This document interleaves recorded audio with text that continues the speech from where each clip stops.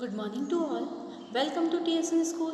हम पढ़ रहे हैं कक्षा 6 हिंदी बसंत भाग 1 का पाठ्यक्रम। आज हम आपकी पाठ्य पुस्तक से पाठ 10 पढ़ेंगे। पाठ 10 में आपको एक कविता दी गई है जिसका शीर्षक है झांसी की रानी। इसकी कवयित्री हैं सुभद्रा कुमारी चौहान जी। इसमें इन्होंने महारानी लक्ष्मीबाई जो झांसी की रानी के नाम से विख्यात हुई, उनका बचपन से लेकर मृत्यु तक की कहानी का जो पूरा वर्णन है वो इस कविता में बताया है। इस कविता को शुरू करने से पहले हम इसकी पृष्ठभूमि को जान लेते हैं। ये जो कविता है 1857 की क्रांति से शुरू हुई। कौन सी कविता? रानी लक्ष्मीबाई के बचपन से लेकर उनकी झांसी की रानी तक की बनने की जो कहानी है उसको इस कविता में प्रस्तुत किया गया है। और ये कविता 1857 की जो क्रांति हुई थी उसके आधार पर शुरू हुई। सबसे पहले हमें यह जानना होगा कि 1857 की क्रांति में भारत को आज़ादी दिलाने के लिए पहली लड़ाई लड़ी गई। उससे पहले भारत के हालात जो थे बहुत ख़राब थे, उनकी जो स्थिति थी वो बहुत ख़राब थी। क्यों? क्योंकि जो भारत जो था वो अंग्रेज़ों के अधीन हो चुका था, अंग्रेज़ों का गुलाम बन चुका था। भारत अंग्रेज़ों की गुलामी का बोझ सहते सहते मानो बूढ़ा हो गया और भारतीयों के मन में जो आज़ादी की इच्छा थी वो भी समाप्त हो गई। अब उन्हें लग रहा था कि जैसा जीवन हम जी रहे हैं वैसा जीते चले। लेकिन 1857 की क्रांति के बाद लोगों के मन में आज़ादी की भावना उजागर हुई। और वो आज़ादी की भावना किसने उजागर की? रानी लक्ष्मीबाई, जिसे हम झांसी की रानी के नाम से भी जानते हैं।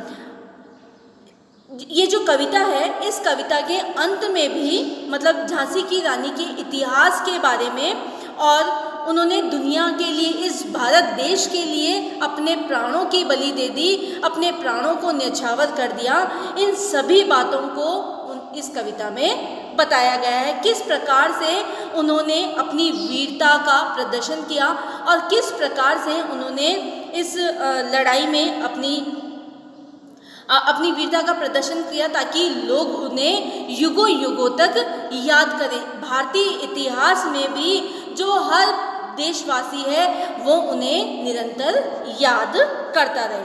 तो शुरू करते हैं हम। ये जो कविता है आपकी झांसी की रानी। सिंहासन हिल उठे, राजवंशों ने भ्रकुटी तानी थी, बूढ़े भारत में फिर भी आई फिर से नई जवानी थी। गुमी हुई आज़ादी की कीमत सबने पहचानी थी, दूर फिरंगी को करने की सबने मन में ठानी थी। चमक उठी सन 57 में वह तलवार पुरानी थी, बुंदेले हर बोलों के मुंह हमने सुनी कहानी थी। खूब लड़ी मर्दानी वह तो झांसी वाली रानी थी।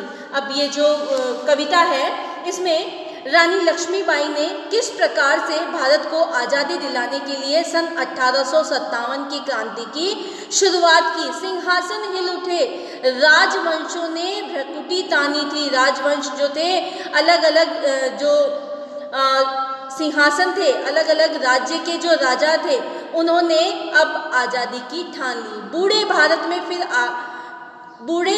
में भी आई फिर से नई जवानी थी। जो भारत गुलामी के तले दब चुका था, गुलामी के बोझ में दब चुका था, अब उसे आज़ादी की कोई मतलब लालसा नहीं थी। लेकिन जैसे ही 1857 की क्रांति आरंभ हुई, वह फिर से अपनी आज़ादी को प्राप्त करने के लिए फिर से जवान हो गई। मतलब फिर से उसमें जोश आ गया। पहले वो क्या थी? अपनी मतलब इस गुलामी के बोझ में वह अपना जीवन बसर कर रही थी और आज़ादी को वह भूल ही चुकी थी। गुमी हुई आज़ादी की कीमत सबने पहचानी थी। इस 57 की जो क्रांति थी, 1857 की क्रांति, उस क्रांति के बाद ही लोगों के मन में आज़ादी की जो गुमी हुई कीमत थी वो सब पहचान चुके थे कि आज़ाद हिंदुस्तान हमारा कैसा होगा और आज़ादी में हम किस प्रकार जीवन व्यापन करेंगे और किस प्रकार से हमें अंग्रेजों को बाहर खदेड़ना है। दूर फिरंगी को करने की सबने मन में ठानी थी। अब पूरा भारत देश जो है वो फिरंगी मतलब अंग्रेजों को दूर करने के लिए अपने मन में ठान चुका था। कब ठान चुका था? जब सन 57 में झांसी कि रानी लक्ष्मीबाई की तलवार चमक उठी थी। वह तलवार पुरानी थी, वह तलवार तो बहुत पुरानी थी, लेकिन भारत को आज़ाद कराने के लिए, भारत को स्वतंत्रता दिलाने के लिए 57 में वह पुरानी तलवार फिर से चमक उठी थी। बुंदेले हरबोलों के मुँह हमने सुनी कहानी थी। बुंदेले हरबोल बुंदेलखंड जाति के कुछ लोग होते हैं जो राजाओं महाराजाओं की क्रांति का या राजा महाराजाओं की यश प्रशस्ति का उनका गुणगान करते हैं, उनकी जो अच्छी बातें होती हैं उनके बारे में लोगों को बताते हैं, उनका गुणगान करते हैं।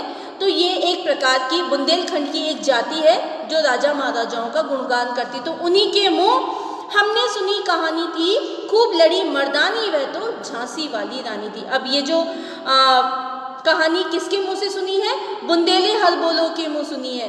और किसके लिए सुनी है? झांसी की रानी लक्ष्मीबाई के लिए सुनी है। कानपुर के नाना की मुँह बोली बहन छबीली थी। रानी लक्ष्मीबाई नाम पिता की वह संतान अकेली थी। नाना के संग पढ़ती वह नाना के संग खेली थी। बरछी छाल कृपाण कटारी उसकी यही सहेली थी।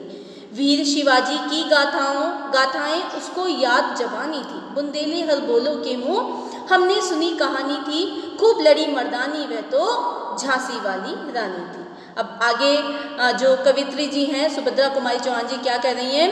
कानपुर के नाना के मुँह बोली बहन छबीली थी। कानपुर के यहाँ जो नाना साहब थे उनकी मुँह बोली बहन थी, जिसको हम किस नाम से जानते थे? छबीली के नाम से। लक्ष्मीबाई नाम पिता की वह संतान, और पिता उन्हें किस नाम से पुकारते थे? लक्ष्मीबाई के नाम से। और जब उनका विवाह झांसी के राजा के साथ हुआ तो वह किसकी रानी बन गई? झांसी की रानी बन गई। नाना के संग पढ़ती वह नाना के संग खेली थी। जो बंगाल के नवाब थे उनके साथ ही वह पढ़ती और उन्हीं के साथ ही खेलती थी। और उनकी जो सहेल थी वो क्या थी? बर्छी ढाल कृपाण कटारी, मतलब तलवार और जो भी युद्ध भूमि में जो भी अस्त्र शस्त्र प्रयोग में लिए जाते थे वही उनकी सहेली, क्योंकि बचपन से ही उन्हें तलवार चलाने का बड़ा ही शौक था।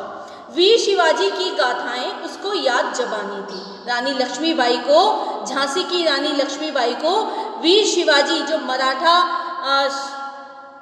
योद्धा थे शिवाजी, उनकी गाथाओं को उन्होंने मुँह जबानी याद किया था। बुंदेले हरबोलों के मुँह हमने सुनी कहानी थी, खूब लड़ी मर्दानी वह तो झांसी वाली रानी थी। अब ये जो कहानी है हमने किसके मुँह से सुनी है? बुंदेलों के मुँह से सुनी है। और खूब लड़ी मर्दानी वह तो झांसी वाली रानी थी। लक्ष्मी थी या दुर्गा थी वह स्वयं वीरता की अवतार, देख मराठे पुलकित होते उसकी तलवार के बाद। नकली युद्ध व्यू की रचना, खेलना खूब शिकार, सैन्य घेरना दुर्ग तोड़ना ये थे उसके प्रिय खिलवाड़। महाराष्ट्र कुल देवी उसकी भी आराध्य भवानी थी। बुंदेलों हरबोलों के मुँह हमने सुनी कहानी थी, खूब लड़ी मर्दानी वह तो झांसी वाली रानी थी। अब आगे जो कवित्री जी हैं वो क्या कह रही हैं? लक्ष्मी थी या दुर्गा थी वह स्वयं वीरता की अवतार। क्या पता वह लक्ष्मी थी या दुर्गा का रूप थी, लेकिन उसमें वीरता जो थी वह कूट कूट कर भरी थी। देख मराठे पुलकित होते उसकी तलवारों के बाद। और जो मराठे थे, मतलब मराठा संप्रदाय के जो लोग थे, जो मराठा जाति के जो लोग थे, उसकी तलवारों के वार देख कर पुलकित मतलब बहुत खुश होते थे। नकली युद्ध व्यू की रचना और खेलना खूब शिकार। वह किस प्रकार से युद्ध की रचना करती थी? नकली युद्ध करती थी और जाल बिछाकर उनका जो खेलने का तरीका था वह क्या था? युद्ध भूमि में लड़ना ही उनका खेलना था। सैन्य घेरना दुर्ग तोड़ना ये थे उसके प्रिय खिलवाड़। अब वह क्या करती थी? सैन्य को घेरना दुर्ग तोड़ना ये सब उनके प्रिय खेलों में से एक थे। महाराष्ट्र कुल देवी उसकी भी आराध्य भवानी थी। महाराष्ट्र की जो कुल देवी थी वह रानी लक्ष्मीबाई की आराध्य देवी थी। बुंदेले हरबोलों के मुँह हमने सुनी कहानी थी, खूब लड़ी मर्दानी वह तो झांसी वाली रानी थी। जो झांसी की रानी है लक्ष्मीबाई, वो उनकी जो कहानी है बुंदेलो हरबोलों के मुँह है, और उन्होंने खूब बड़ी मर्दानी के साथ ही इस लड़ाई को लड़ा। हुई वीरता की वैभव के साथ सगाई झांसी में, ब्याह हुआ रानी बन आई लक्ष्मीबाई झांसी में, राजमहल में बजी बधाई, खुशियां छाई झांसी में, सुबह बुंदेलों के विरुदावली सी वह आई झांसी में। क्या कह रहे हैं कि हुई वीरता की वैभव के साथ सगाई झांसी में। अब जो रानी लक्ष्मीबाई है उनकी सगाई किसके साथ हुई? वीरता और वैभव के राजा, झांसी के राजा के साथ उनकी सगाई हुई, ब्याह हुआ, रानी बन आई लक्ष्मीबाई झांसी में। अब उनका विवाह हुआ और रानी लक्ष्मीबाई झांसी में रानी बनकर आई।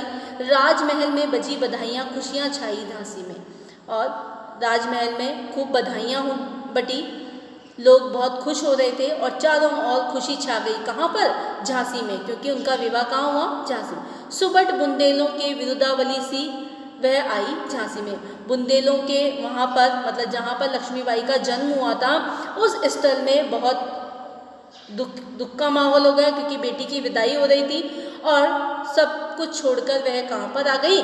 झांसी में आ गई। चित्रा ने अर्जुन को पाया, शिव से मिली भवानी थी, बुंदेले हर बोलों के मुँह, हमने सुनी कहानी थी, खूब लड़ी मर्दानी वह तो झांसी वाली रानी थी।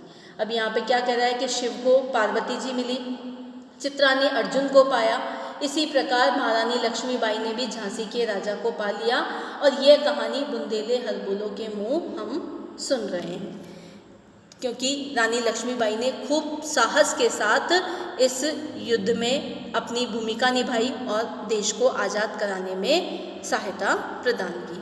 धन्यवाद।